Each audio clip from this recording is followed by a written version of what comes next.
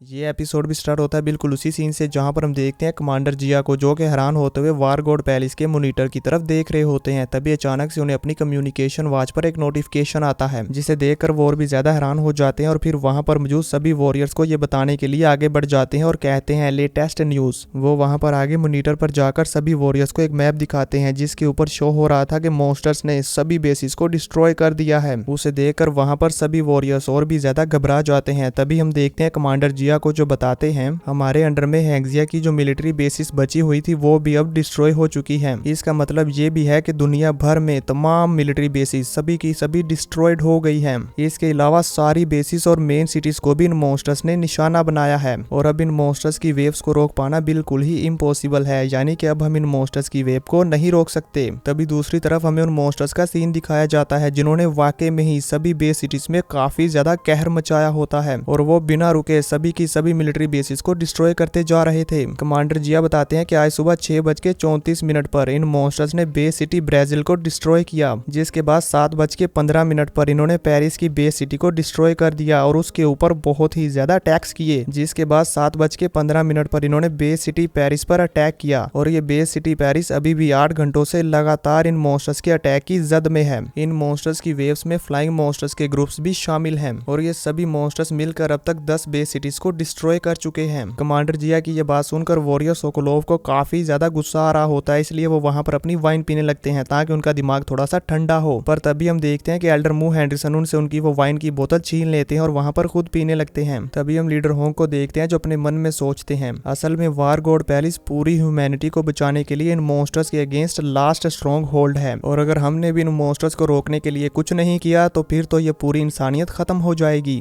लेकिन हम भी इस गोल्डन हॉर्न बहमूद के सामने पावरलेस हैं। मजीद ये कि दुनिया भर में जितनी भी बेस सिटीज हैं वो सभी डरते हैं कि वो 1 बाय 1 डिस्ट्रॉय हो जाएंगे, क्योंकि इन मॉन्स्टर्स की वेव को रोक पाना बिल्कुल ही इम्पॉसिबल है और ये एंडलेस है। और जब ऐसा होगा तो ये सिचुएशन निर्वाणा एरा से भी ज्यादा बुरे हालात में इंटर हो जाएगी। तभी हम स्क्रीन पर देखते हैं कि सभी किंग लेवल्स के मॉन्स्टर गुस्से में सभी बेस सिटीज को डिस्ट्रॉय कर रहे होते हैं और वहां पर जोर जोर के साथ रोर कर रहे होते हैं। अब लीडर होंग अपने मन में ये सब सोचने के बाद वॉरियर ली शन से कहते हैं टाइम आ गया है। जो सुनकर वॉरियर ली शन कहते हैं ब्रदर होंग, हम इस टाइम अपने प्लान के अकॉर्डिंग ही चलेंगे जो कि हमने जिग्जियन मार्शल हॉल हेडक्वार्टर्स में बनाया था। वॉरियर ली शन की ये बात सुनकर लीडर होंग हाँ में अपना सर हिला देते हैं, जिसके बाद वो आगे बढ़ते हुए कहते हैं एवरीवन, ये गोल्डन हॉर्न बहमूद सीरियसली इंजर्ड है हमारे पिछले अटैक की वजह से। इसी वजह से अब हमारे पास ये एक बहुत ही अच्छी अपॉर्चुनिटी है जिसे हम मिस नहीं कर सकते। ली शन और मैंने ये डिसाइड किया है कि हम दोनों मिलकर इस मॉन्स्टर के साथ अपने मरते दम तक फाइट करेंगे और इस गोल्डन हॉर्न बहमूद को जान से मार डालेंगे। लीडर होंग की ये बात सुनकर फैंग आगे बढ़ते हुए कहता है ब्रदर होंग, मैं भी आप दोनों के साथ मिलकर फाइट करूंगा।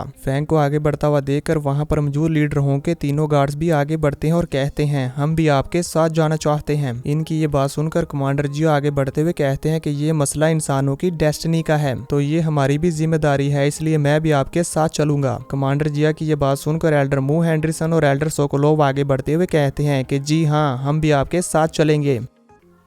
अब हम एल्डर जी साइड को देखते हैं जो कि इन सभी वॉरियर्स की ये बात सुनकर वहां पर कुछ देर सोचते हैं। यहाँ पर यूं ही कुछ देर सोचने के बाद फिर वो आगे बढ़ जाते हैं और लीडर होंग के पास चले जाते हैं। उन्हें यहाँ इस तरह से आगे बढ़ता हुआ देखकर वहां पर मौजूद सभी एल्डर्स और वॉरियर्स उनके पीछे पीछे चलने लगते हैं और लीडर होंग और वॉरियर ली शन के सामने जाकर एक लाइन में खड़े हो जाते हैं और कहते हैं हम सब आपके साथ चलेंगे।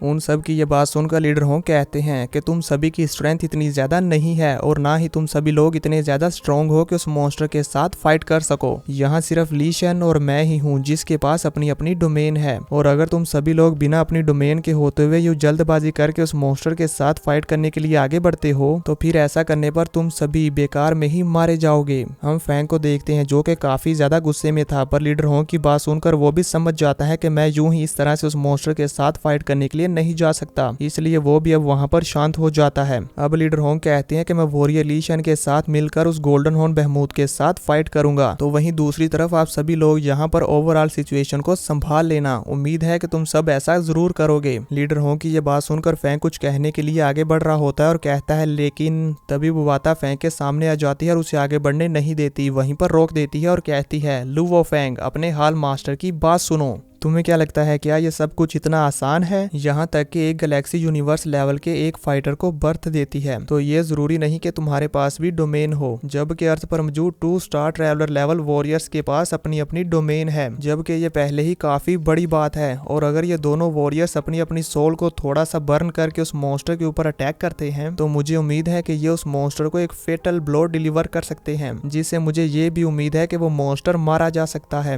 बबाता भी यहाँ पर फैंग को ये सारी बातें समझा ही रही थी कि तभी हम वहाँ पर मौजूद सभी वॉरियर्स में एक ओल्ड एल्डर को देखते हैं, जो कि आगे बढ़ते हुए कहते हैं यहाँ तक कि ये सिचुएशन अनफेवरेबल है। 5 मेजर कंट्रीज इस बात की गारंटी भी दे सकते हैं कि ज्यादातर ह्यूमंस इलाइट हैं और हम लोग शेल्टर्स में भी छुप सकते हैं, जिसके बाद दोबारा से इस गोल्डन हॉर्न बीस्ट के साथ फाइट करने के लिए कोई प्लान बना सकते हैं। मेरे ख्याल में ये बेहतर रहेगा। इन ओल्ड एल्डर की ये बात सुनकर वहाँ पर उनके पास खड़ा हुआ एक और एल्डर कहता है, क्या आपने अभी तक इंस्ट्रक्शंस को नहीं सुना? फर्स्ट और सेकंड एल्डर उस मॉन्स्टर के साथ लड़ने के लिए अपनी जानें खतरे में डाल रहे हैं। हम वार गॉड पैलेस की सदारत करते रहेंगे और वर्ल्ड ऑर्डर को मेंटेन रखेंगे। एल्डर की ये बात सुनकर ओल्ड एल्डर भी समझ जाते हैं कि इन्होंने बिल्कुल सही कहा, इसलिए वो भी वहाँ पर उनकी हाँ में हाँ मिलाते हैं। अब लीडर होंग उन सभी की अटेंशन अपनी तरफ करते हुए कहते हैं कि ये गोल्डन हॉर्न बहमूद बहुत ही तेजी के साथ ग्रो हो रहा है। एक बार जब ये यूनिवर्स लेवल तक पहुंच गया तो फिर हमारी ये अर्थ कहीं से भी सेफ नहीं रहेगी और इसी वजह से फिर ह्यूमैनिटी के सर्वाइवल के चांस भी कम से कम हो जाएंगे, जिसकी वजह से हमारी आने वाली जनरेशन की उम्मीद भी खत्म हो जाएगी और हम ह्यूमंस में से जो कोई भी जिंदा बच जाएगा वो डार्कनेस में रहेगा और चाओस में अपनी जिंदगी गुजारेगा, यानी कि उनकी जिंदगी मौत से भी बदतर हो जाएगी। लीडर होंग की ये बात सुनकर एल्डर मू हेंडरसन और एल्डर ये साइड भी समझ जाते हैं कि वो हमें क्या बताना चाह रहे हैं कि हमें कुछ भी करके इस गोल्डन हॉर्न बीस्ट को मारना ही होगा। अब वॉरियर ली शान आगे बढ़ते हुए कहते हैं, सो ब्रदर होंग और मैं इस गोल्डन हॉर्न बीस्ट को मारने के लिए अपनी हर मुमकिन कोशिश करेंगे। एल्डर सोकोलोव ये सुनकर हैरान हो जाते हैं। तभी लीडर होंग कहते हैं, मैं और ली शान फाइनल प्रिपरेशन करने के लिए जा रहे हैं और आप सभी लोग तो जानते ही हैं कि उन मॉन्स्टर्स की वो वेव्स वो सभी रैम्पेज किए जा रहे हैं और अब तुम सभी लोग ह्यूमैनिटी को प्रोटेक्ट करने की लास्ट डिफेंस लाइन हो। So please